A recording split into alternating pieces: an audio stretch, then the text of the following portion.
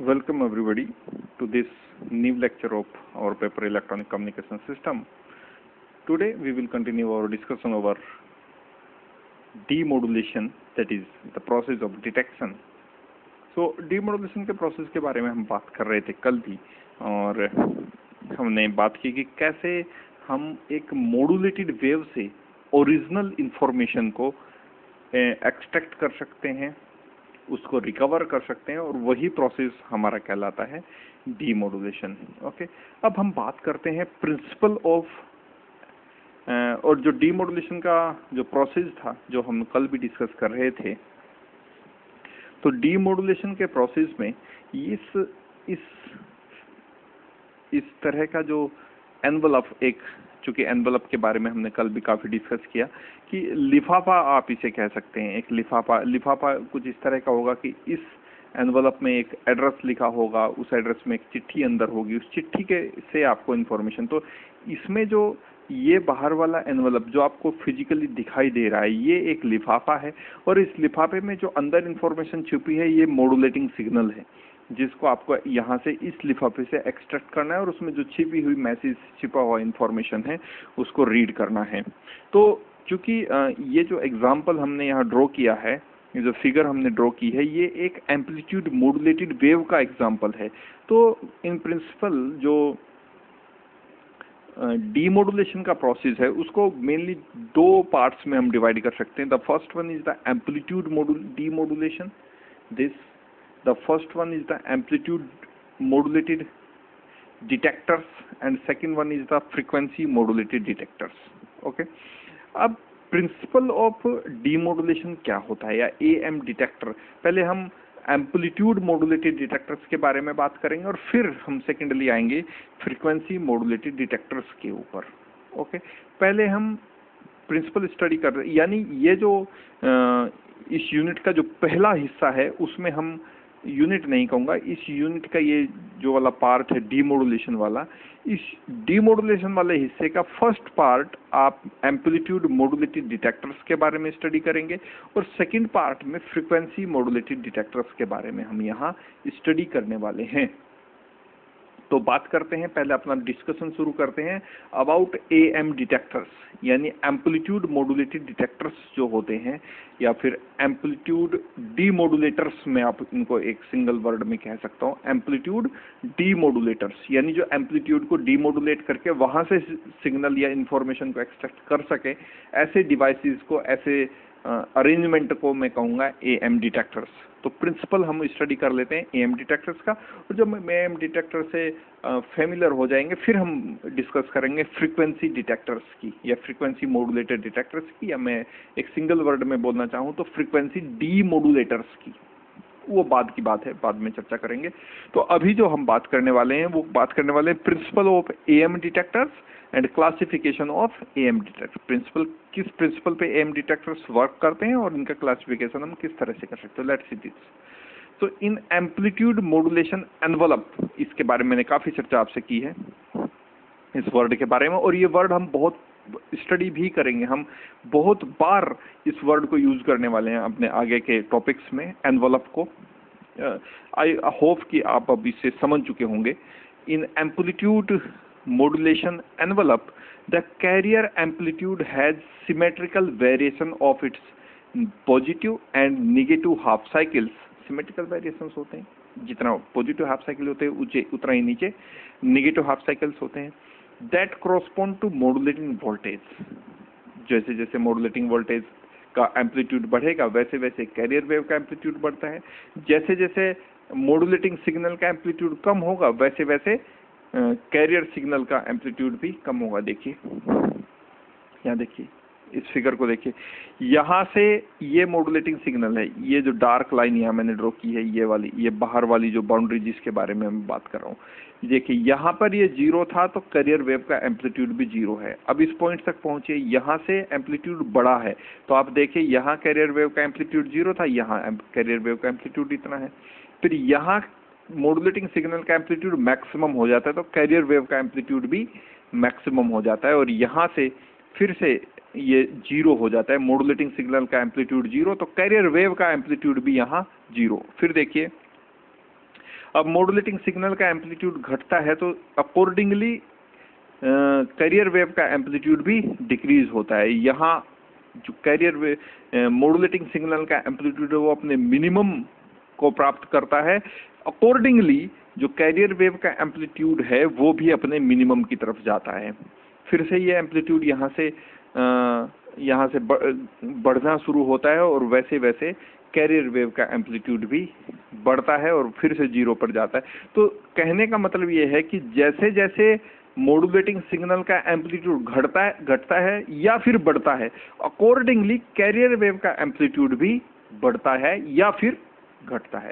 यानी in accordance to the modulating signal the amplitude of the carrier wave is negative और positive according to the modulating signal. This so the carrier amplitude has symmetrical variations। जो carrier amplitude है उसके symmetrical variations होते हैं of its positive and negative half cycles that corresponds to modulating voltage. Modulating voltage के अनुसार ही उसके variations होते हैं। As this envelope is symmetrical, जैसे कि ये एनवेलप सिमेट्रिकल है। सिमेट्रिकल का मतलब ये है कि इस एनवेलप को अगर आप ध्यान से देखें, इस एनवेलप को तो ये जो लाइन है ये 0 वाली लाइन है, ये यहाँ एम्पलीट्यूड 0 है। तो जैसा फिगर इस लाइन के ऊपर यानी पॉजिटिव एम्पलीट्यूड की तरफ है, ठीक वैसा ही उसकी मिरर इमेज नेगेटिव साइड की तरफ है। यानी ये दोनों हिस्से जो पॉजिटिव साइड की तरफ है और जो नेगेटिव साइड की तरफ है, दोनों एक दूसरे के मिरर इमेज है। That's why we called it as the symmetrical variations.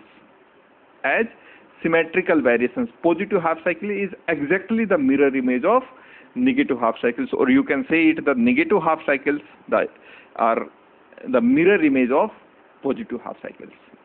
okay, तो symmetrical variations हमें यहाँ मिलते हैं और positive and negative half cycles over।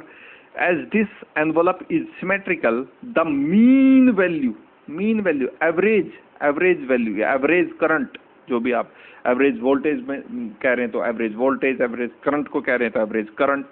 The mean का मतलब है average. The mean value of detected और रेक्टिफाइड आरएफ करंट इज 0।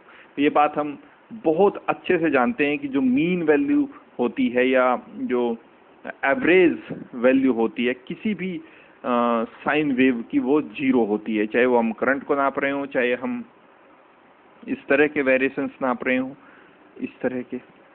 ये तो एक पूरी साइकिल के लिए, इस पूरी साइकिल के लिए अगर मैं कहूँ कि ये करंट है तो इसकी एक मैक्सिमम वैल्यू होगी I0।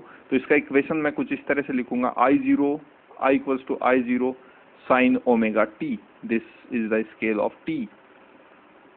ओके, सो इसका जो एवरेज वैल्यू होगा, अगर मैं यहाँ पूरी एक साइकिल के लिए कैलकुलेट करूँ I एवरेज, तो इसके लिए चूंकि ये समय 0 है, यहाँ t/2 समय है और ये t समय है, तो एवरेज अगर मैं कैलकुलेट करूं तो एवरेज कैलकुलेट करने के लिए मैं यहाँ इंटीग्रेशन करूंगा 0 to t I dt over 0 to t dt। और जब यहाँ से मैं कैलकुलेट करूंगा तो चूंकि मैं इसको 2 हिस्सों में बांट सकता हूँ इंटीग्रेशन को, 0 से t/2 to I dt और t/2 से t I dt over integration 0 to 2 dt। तो इस तरह के इंटीग्रेशन को जब हम सॉल्व करते हैं तो हमारे पास यहाँ से जो I एवरेज की वैल्यू आती है, यानी जो एवरेज करंट आता है वो 0 आता है निकल के। आप इसे सॉल्व करके देख सकते हैं, वैल्यू 0 देगा आपको। ओके, तो I एवरेज जो पूरी फुल साइकिल के लिए जो है उसकी वैल्यू 0 होती है। Okay, so the mean value of detected or RF or rectified current is 0। therefore non-linear devices यानी ये जो symmetrical variations हैं एम्पलीट्यूड के, इनको जो अनसिमेट्रिकल कर दे, ऐसी डिवाइसेस को हम नॉन लीनियर डिवाइसेस कहेंगे। Non linear devices are used which make the modulated wave unsymmetrical either by wiping out the negative half cycle और by making the positive और negative half cycle unequal। तो जो non linear devices होगी, ये जो symmetrical variations हैं, ये जो सिमेट्रिकल वेरिएशन है पॉजिटिव हाफ साइकिल में और नेगेटिव हाफ साइकिल में, जो कि तो ऐसी दिखाई देती है जैसा ही ऊपर वाला हिस्सा है वैसे इसकी मिरर इमेज नीचे की तरफ है। तो इस हिस्से को अनसिमेट्रिकल करने के लिए, इस करंट की वैल्यू यहाँ से डिड्यूस करने के लिए, क्योंकि जब तक ये दोनों हिस्से एक दूसरे के सिमेट्रिकल रहेंगे, इस आई एवरेज की जो वैल्यू है, ये वाला हिस्सा ठीक वैसा ही है जैसे ये वाला हिस्सा है। जब तक ये कहानी बनी रहेगी तब तक आई एवरेज का वैल्यू आप यहाँ से कैलकुलेट नहीं कर सकते, इस करंट का वैल्यू यहाँ से करंट। तो इस काम के लिए हम नॉन लीनियर डिवाइसेस का काम करते हैं। नॉन लीनियर डिवाइसेस क्या करते हैं, या तो इस नेगेटिव हाफ साइकिल को हटा देते हैं तो केवल हमारे पास पॉजिटिव हाफ साइकिल बचती है, या फिर इनके जो वेरिएशंस हैं नेगेटिव हाफ साइकिल्स के और पॉजिटिव हाफ साइकिल्स के, इन्हें अनइक्वल कर देते हैं। यानी जो वेरिएशन है या तो पॉजिटिव हाफ साइकिल की तरफ ज़्यादा शिफ्ट हो जाएंगे या नेगेटिव हाफ साइकिल की तरफ ज़्यादा शिफ्ट हो जाएगी। तो कहने का मतलब है जो लीनियरिटी है उसको डिस्ट्रॉय कर देते हैं नॉन लीनियर, इसीलिए तो उनका नाम नॉन लीनियर है, इसीलिए तो उनका नाम नॉन लीनियर डिवाइसेस है, जो किसी की भी लीनियरिटी को डिस्ट्रॉय कर दे। ऐसे डिवाइसेस को हम नॉन लीनियर डिवाइसेस कहते हैं। तो ऐसे डिवाइसेस हम यूज करते हैं to calculate the value of RF current. Okay, so non linear devices are used which make the modulated wave unsymmetrical either by wiping out the negative half cycle or by making positive and negative half cycle unequal. Okay. Consequently, mean or DC value of detected or rectified RF current then rises and falls at modulating signal rate and may be separated by employing suitable filters. तो हम क्या करते हैं, क्योंकि अब जब से हमने नॉन लीनियर डिवाइसेस यूज किया, अब जो आरएफ करंट की जो एवरेज वैल्यू वो तो जीरो नहीं रहेगी, क्योंकि नेगेटिव हाफ साइकिल और पॉजिटिव हाफ साइकिल अब एक दूसरे की मिरर इमेज नहीं रही, उनमें जो लीनियरिटी का रिलेशन था वो समाप्त हो गया है। तो अब जो डिटेक्टेड आरएफ करंट आएगा हमारे पास, उसमें हम कुछ फिल्टर्स को यूज करते हैं और एक मॉड्यूलेटिंग सिग्नल वहां से हम प्राप्त कर लेते हैं। That is how the audio frequency variations are extracted from the modulated field. तो इस तरह से जो इंफॉर्मेशन है, जो सिग्नल है, जो मैसेज है ऑडियो के रूप में, वो वहां से हम उस मॉड्यूलेटेड वेव से एक्सट्रैक्ट कर लेते हैं। यानी ये वाला जो हिस्सा है, ये हम इस वेव से अलग कर लेते हैं, और यही जो प्रोसेस है यही तो डीमॉड्यूलेशन है। और चूंकि हम केवल अभी एम्पलीट्यूड डीमॉड्यूलेशन पे कंसंट्रेट कर रहे हैं, तो एम्पलीट्यूड में ही मॉड्यूलेशन होगा, उसी को हम बोलेंगे amplitude demodulation. Okay, so there are mainly two types of detectors. यहाँ हमारे पास दो तरह के मेनली डिटेक्टर्स होते हैं, जो नॉन लीनियर डिटेक्टर्स आप इसे कह सकते हैं। पहला है स्मॉल सिग्नल और स्क्वायर लॉ डिटेक्टर्स, और दूसरा है लार्ज सिग्नल या linear detectors. Okay, in square law detectors, ये जो पहले टाइप का है जिसको हम स्मॉल सिग्नल्स को डिटेक्ट करने के लिए यूज करते हैं, इसको हम स्क्वायर लॉ डिटेक्टर्स कहते हैं। जो लार्ज सिग्नल को डिटेक्ट करने के लिए यूज किया जाता है उसको हम लीनियर डिटेक्टर्स कहते हैं। अलग अलग स्टडी करेंगे और फिर देखेंगे हमारे लिए कौन सा यूजेबल है।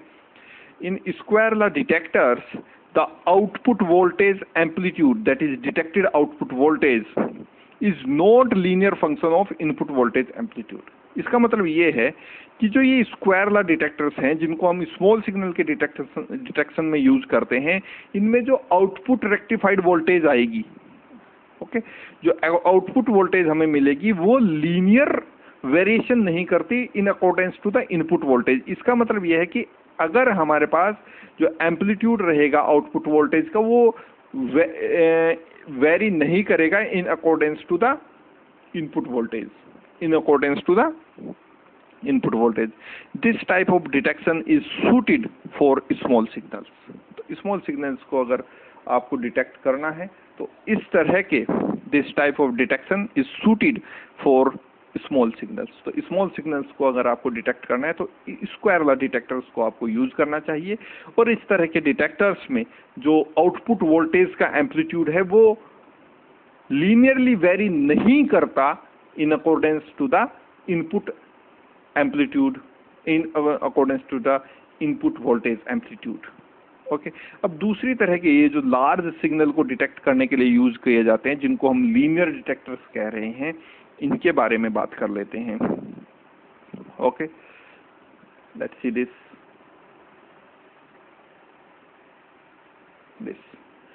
इन लीनियर डिटेक्शन, यानी जो linear detection, the output amplitude, जो आउटपुट वोल्टेज हम रेक्टिफाइड करना चाहते हैं, जो मैसेज सिग्नल हम प्राप्त करना चाहते हैं, जो इंफॉर्मेशन हम लेना चाहते हैं, जो ऑडियो सिग्नल हम प्राप्त करना चाहते हैं, यानी जो डिटेक्टेड आउटपुट वोल्टेज है, is proportional to the input voltage, input voltage के प्रोपोर्शन में रहते हैं। That is their relationship is linear, that's why these detectors are called as linear detectors. In such type of detection, rectification properties of a diode is used so that the current in diode flows in pulses. This type of detection is suited for large signal. Large signal को अगर आपको detect करना है तो इस तरह के detectors को हम यूज करते हैं, जिनको हम लीनियर डिटेक्टर्स कहते हैं, जिनकी जो आउटपुट एम्पलीट्यूड है, जो वोल्टेज आपको आउटपुट मिलती है, वो लीनियरली वेरी करती है टू द इनपुट वोल्टेज। और इस तरह के रिलेशन, लीनियर रिलेशन को अचीव करने के लिए हम डायोड के रेक्टिफिकेशन प्रॉपर्टी के बारे में का यूज करते हैं।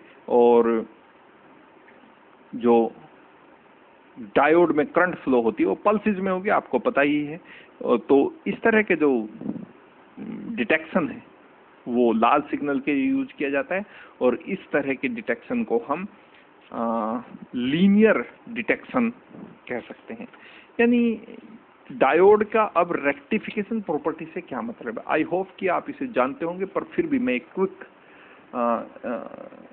रिमाइंडर आपको दे देता हूं, इसका क्विक रिवीजन आप इसे कह सकते हैं। बहुत जल्दी मैं इसकी रेक्टिफिकेशन प्रॉपर्टीज को आपको बताऊंगा। तो होता क्या है कि अगर आपने यहाँ कोई डायोड, ये एक पीएन जंक्शन डायोड है, तो यहाँ आपने कोई अगर डायोड यूज किया है, ये वाला इस तरह से, और यहाँ आपने मॉड्यूलेटिंग या कोई भी सिग्नल, मैं अभी मॉड्यूलेटिंग पे नहीं जाऊंगा, तो कोई भी सिग्नल आपने यूज किया है, और यहाँ आप इसकी आउटपुट को प्राप्त कर रहे हैं। तो डायोड एज रेक्टिफायर आपने स्टडी किया होगा, डायोड एज रेक्टिफायर।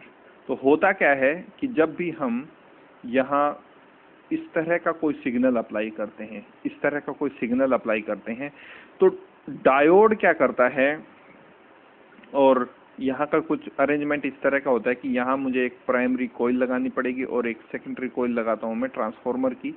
तो ये वाला पॉइंट को मैं कुछ भी नाम इसको दे सकता हूँ, let's call it as P1 S1, sorry S1 because this is secondary S1 and this is S2। Okay तो जब रेक्टिफिकेशन प्रॉपर्टीज कैसे वर्क करती है किसी भी डायोड की, कि जब पॉजिटिव हाफ साइकिल यहाँ इनपुट होती है, ये यहाँ से ही तो होगा शुरू, इनपुट वोल्टेज जब आप देंगे तो इनपुट जाएगी पॉजिटिव हाफ साइकिल, तो यहाँ तक की बात कर रहा हूँ, 0 से T/2 टाइम की बात कर रहा हूँ। तो 0 से T/2 टाइम के लिए जो ये सेकेंडरी का पॉइंट है S1, ये पॉजिटिव रहता है विद रेस्पेक्ट टू S2। तो पॉजिटिव है तो ये वाला जो पार्ट है इस डायोड का, ये P होता है, ये N होता है। तो पॉजिटिव हाफ साइकिल के लिए डायोड का ये वाला पॉइंट S1 S2 के अपेक्षा पॉजिटिव रहता है। तो पॉजिटिव P को पॉजिटिव मिला और N को नेगेटिव मिला, तो डायोड कंडक्ट करता है, डायोड कंडक्ट करता है, डायोड में से करंट फ्लो होती है, और वो करंट हमें यहाँ हम कोई लोड वोल्टेज लगा देते हैं, लोड रेजिस्टेंस लगा देते हैं, यहाँ हमें आउटपुट मिल जाएगा, इसको हम RL कह सकते हैं, लोड रेजिस्टर आप इसे कह सकते हैं। तो यहाँ से हमें जब यहाँ से करंट मिलेगी तो करंट मल्टीप्लाई होगी इस लोड वोल्टेज के साथ, तो हमें यहाँ कोई ना कोई आउटपुट मिल जाएगी। फिर हम नेगेटिव हाफ साइकिल की बात करते हैं, इस वाले हिस्से की बात करते हैं। जब ये वाला हिस्सा इनपुट में जाएगा तो ये जो पॉइंट है S1, S2 के रेस्पेक्ट में निगेटिव हो जाता है, और डायोड इस कंडीशन में जब यहाँ P को निगेटिव मिलेगा और N को पॉजिटिव मिलेगा तो डायोड इस कंडीशन में रिवर्स बाइस हो जाता है, यानी डायोड कट ऑफ कंडीशन में चला जाता है, डायोड कंडक्ट नहीं करता, यानी यहाँ से डायोड में से होके कोई करंट फ्लो नहीं करता। यानी ये एक आप इसको कह सकते हैं कि ये ओपन सर्किटेड हो जाता है, ओपन सर्किटेड हो जाता है डायोड, यहाँ से कंडक्ट नहीं करता, करंट नहीं मिलती। तो निगेटिव हाफ साइकिल के लिए हमें कोई भी आउटपुट वोल्टेज नहीं मिलता, यानी केवल हमें पॉजिटिव हाफ साइकिल के लिए यहाँ आउटपुट मिलती है। ओके, फिर एक दूसरी साइकिल भी होगी, इस तरह ये लगातार चलेगी, ये इस तरह से।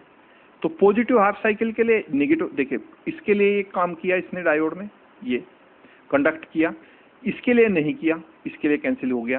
फिर इसके लिए कंडक्ट होगा, यानी एक दूसरी साइकिल हमें यहाँ हमें कुछ नहीं मिलता, इस हिस्से में हमें कुछ नहीं मिलता, फिर से हमें क्या मिलता है, पॉजिटिव हाफ साइकिल के लिए फिर से कंडक्ट करेगा, और फिर से हम ये नेगेटिव हाफ साइकिल के लिए क्या करेगा, कट ऑफ हो जाएगा।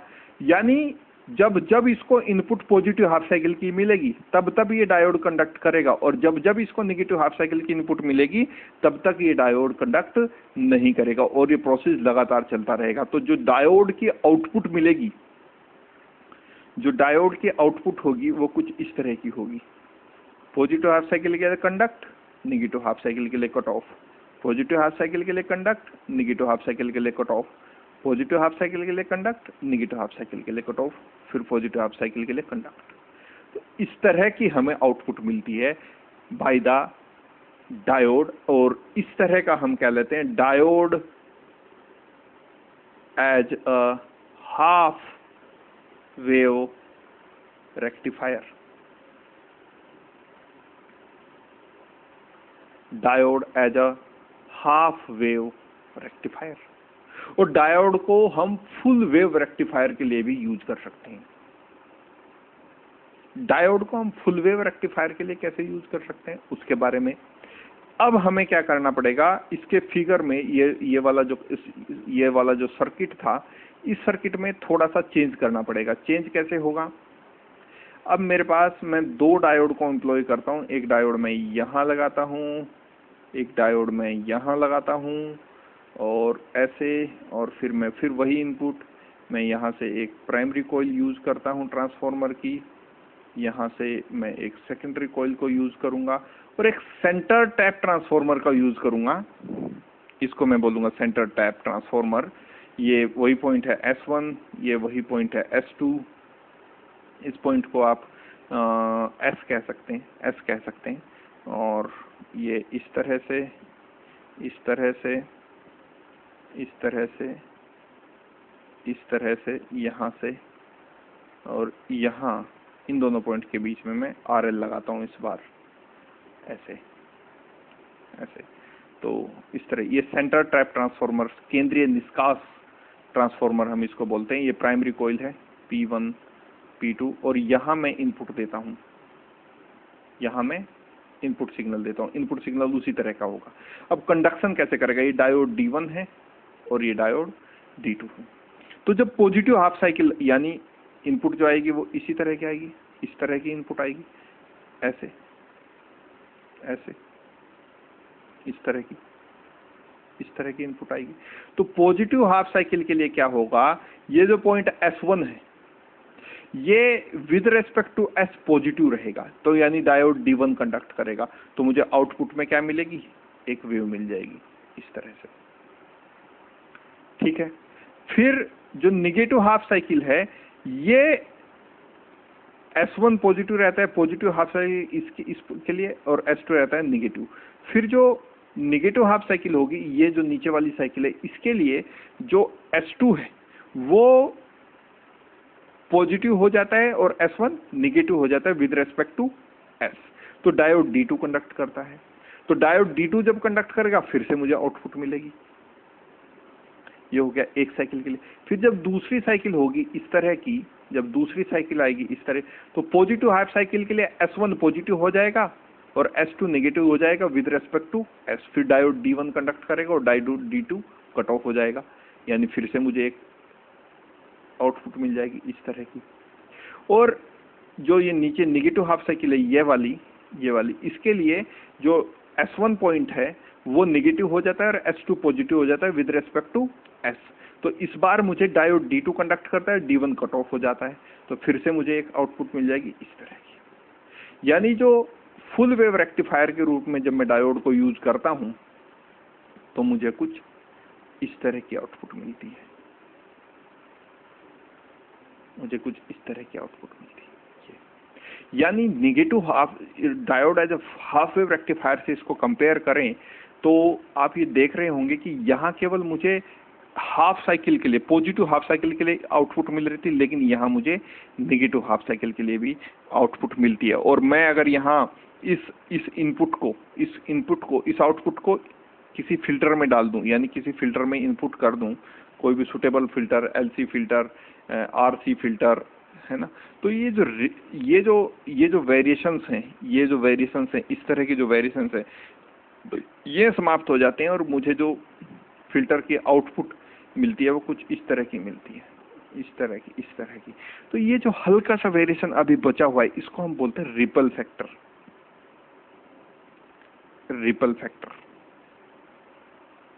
इसको बोलते हैं। और फिर से मैं थोड़ा सा अरेंजमेंट, एक जेनर डायोड अगर मैं यहाँ लगा दूं, वो क्योंकि जेनर डायोड आपको पता होगा, जेनर डायोड का एप्लीकेशन, जेनर डायोड हम वोल्टेज रेगुलेटर की तरह यूज करते हैं। तो एक जेनर डायोड अगर मैं यहाँ अप्लाई कर दूं तो बिल्कुल मैं यहाँ इस इनपुट को मैं इस आउटपुट को मैं एक इनपुट बना दूं, किसकी, जेनर डायोड की। यहाँ मैं यूज कर दूं क्या, जेनर यूज कर दूं, तो ये जो आउटपुट है, ये वाली जो वेव फॉर्म है जो हल्का सा फ्लक्चुएट कर रही है, ये बिल्कुल ऐसी मुझे अब मिल जाती है, ऐसी। और यही तो हम चाहते हैं, ये बिल्कुल रेगुलेटेड पावर सप्लाई जिसे हम कहते हैं। तो डायोड का रेक्टिफिकेशन प्रॉपर्टी ये है, यानी डायोड क्या करता है, सीधे रेक्टिफाइड कर देता है, जितने भी वेरिएशंस हैं सिग्नल में उन सबको रेक्टिफाइड कर देता है। इसी प्रॉपर्टी को यूज करना है हमने डीमॉड्यूलेशन के प्रोसेस में, एम्पलीट्यूड डीमॉड्यूलेशन के प्रोसेस में। एक बात मैं यहां और क्लियर करता चलूं कि ये जो सर्किट या जो यूज हम करने जा रहे हैं अभी, जिस डिवाइस को हम यूज करना जा रहे हैं अभी, वो है एनवलप डायोड डिटेक्टर। किस लिए यूज होगा, एनवलप डायोड डिटेक्टर यूज होगा किसके लिए, एनवलप डायोड डिटेक्टर यूज होगा to produce amplitude demodulated wave, यानी to extract the information from a modulated wave. इस तरह के डिवाइस को हम एनवलप डायोड, ये वर्ड मैं चर्चा कर चुका हूं आपको, एनवलप डायोड डिटेक्टर, यानी डायोड की रेक्टिफिकेशन प्रॉपर्टी को यूज करते हुए, हम डायोड को डिटेक्टर की तरह यूज करेंगे। और एक बात और बता दूं मैं इसको कि ये बहुत सस्ता और इफेक्टिव डिटेक्टर है, यानी एम्पलीट्यूड डीमॉड्यूलेशन का जो प्रोसेस है उसके लिए ये वाला जो मेथड है जिसको हम एनवलप डायोड डिटेक्ट, ये बहुत सस्ता है। क्योंकि इसमें क्या चाहिए होता है हमें, इस सर्किट डायग्राम को एक बार देख लेते हैं। ये इसका सर्किट डायग्राम है। इसमें मुझे एक डायोड चाहिए, एक रजिस्टर चाहिए और एक कैपेसिटर चाहिए। बताइए, इतने छोटे छोटे और इतने सस्ते ये इक्विपमेंट हैं, इतने कंपोनेंट है, इतने सस्ते और छोटे छोटे कंपोनेंट है कि मेरे को एक डायोड चाहिए, केवल एक रजिस्टर चाहिए और एक कैपेसिटर चाहिए। इन तीनों को अरेंज कीजिए, इस तरह के सर्किट में अरेंज करते हैं तो ये बन जाता है एनवलप डायोड डिटेक्टर। ओके, इसकी जो ऑपरेशन है उसके ऊपर भी हम आएंगे, लेकिन उससे पहले मैं बता दूं कि ये यूज कहाँ होता है। ये ब्रॉडकास्टिंग में यूज होता है।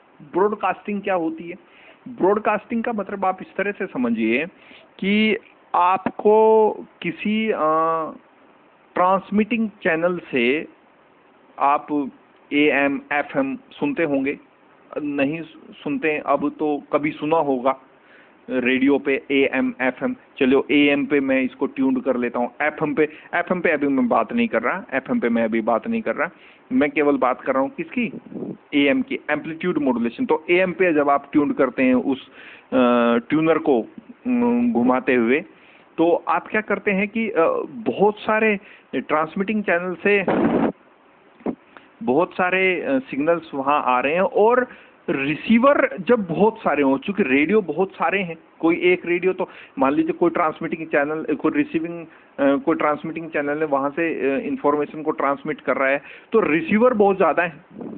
रिसीवर तो रेडियो, देखिए रेडियो क्या है, एक रिसीवर ही तो है, रेडियो एक रिसीवर, जो रेडियो सेट है वो एक रिसीवर ही तो है। तो जब ट्रांसमीटर एक जगह से किसी भी सूचना को ट्रांसमिट करे और वो बहुत सारी जगह रिसीव हो, बहुत सारी जगह रिसीव हो, मतलब आप कह सकते हैं इनफाइनाइट नंबर ऑफ प्लेसेस पे वो रिसीव हो, तो इस सिस्टम को हम कहते हैं ब्रॉडकास्ट। इस सिस्टम को हम कहते हैं ब्रॉडकास्ट। ओके, ब्रॉडकास्टिंग हो रही है, यानी एक जगह के ट्रांसमीटर से बहुत जगह रिसीव हो रही है। वो आप अपने को ट्यून कर रहे हैं, अपने रेडियो सेट को ट्यून कर रहे हैं, कोई दूसरा अपने रेडियो सेट को ट्यून कर रहा है उसी चैनल पे, कोई दूसरा उसको ट्यून कर, चूंकि मैं केवल एम्पलीट्यूड मॉड्यूलेशन के ऊपर बात कर रहा हूँ, इसलिए मैं AM पे बात कर रहा हूँ। जब मैं फ्रीक्वेंसी मॉड्यूलेशन की बात करूंगा तो मैं FM पे भी बात करूंगा, 93.7, 94.5, 10.7, 10.1 हम बोल रहे हैं रेडियो मिर्ची FM से, इस तरह से सुनते हैं आप। तो ये वही कहानी है, ये वही कहानी है। तो इसके लिए बहुत सस्ता, सुंदर और टिकाऊ जो मेरे पास मेथड है वो है एनवलप डायोड डिटेक्टर। बहुत छोटा सा, एक सस्ता सा मेरे पास ये सर्किट है, डायोड डिटेक्टर, जिसको मैं, और बहुत अच्छे रिजल्ट्स मुझे यहाँ से मिल जाते हैं। लेकिन फिर भी मैं ये कहूँगा, अभी ये बात कहना थोड़ा सा हालांकि जल्दबाजी है, लेकिन फिर भी मैं ये कहूँगा कि एनवलप डायोड डिटेक्टर या फिर जो ये मेथड है जिसको हम एम्पलीट्यूड डीमॉड्यूलेशन में इसको बोल रहा हूँ, क्योंकि आप इसको एम्पलीट्यूड मॉड्यूलेटेड डिटेक्टर्स भी बोल सकते हैं, तो ये बहुत ज़्यादा एफिशिएंट नहीं। आगे जब आप इसको स्टडी करेंगे तो आपको दिखेगा ये कि हालांकि ये बहुत सस्ता है, बहुत अच्छा है और सस्ता है, लेकिन आप आके देखेंगे कि ये बहुत ज़्यादा इफेक्टिव नहीं है। FM बहुत अच्छा, नॉइज का एक बहुत बड़ा रेशो इसमें रहता है, उसके बारे में भी बात करेंगे टाइम आने पर। लेकिन एनवलप डायोड डिटेक्टर एक बहुत ही सस्ता, सुंदर और टिकाऊ साधन है फॉर रिसीविंग सिग्नल और इंफॉर्मेशन और voice, mainly you can say that audio signal. Okay, audio signal पे हम कंसंट्रेट किए हुए हैं लगातार। तो बहुत अच्छा मेथड है ये, और केवल मेरे को 3 कंपोनेंट चाहिए, डायोड, द कैपेसिटर एंड एक मेरे को रजिस्टर चाहिए केवल। ओके, तो इसके बारे में चर्चा करेंगे अपने आगे वाले लेक्चर में। तब तक के लिए thank you, meet you into the next one.